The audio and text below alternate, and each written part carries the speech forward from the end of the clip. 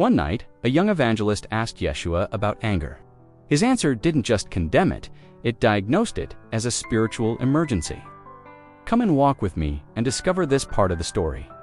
This preaching tour was different. Yeshua did little public speaking, but he held intimate evening classes with believers in the towns where he stayed with James and John. It was in one of these small fireside gatherings that a young evangelist asked a question many struggle with. "Master, what about anger?" Yeshua's answer was profound and dynastic. He explained that anger is a physical outburst that shows how much your spiritual nature has failed to control your mind and body. It signals a lack of tolerant love, self-respect, and self-control. He warned them, pulling from ancient wisdom, that wrath kills the foolish, tears a person apart, and exalts folly. In contrast, he said, a soft answer turns away wrath, and discretion defers anger. A person without self-control, he concluded, is like a defenseless city without walls. His final prescription was beautiful. Let your hearts be so dominated by love that your spirit guide will have little trouble delivering you from those outbursts of animal anger which are inconsistent with the status of divine sonship. In other words, fill your heart with love, and anger will have no room to live. That same evening, Yeshua taught them about the art of a well-balanced character.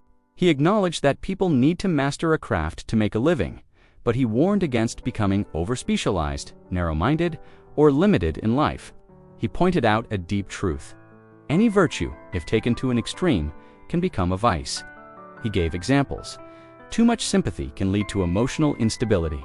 Unchecked enthusiasm can become dangerous fanaticism. Too much imagination can lead to impractical visions. But being overly conservative leads to dull mediocrity. He even discussed the dangers of courage and faith, how they can push unthinking people into recklessness, and how prudence and discretion, if overdone, create cowardice and failure. His call was for proportion, originality without eccentricity, sympathy without sentimentality, piety without sanctimoniousness, and reverence free from fear and superstition.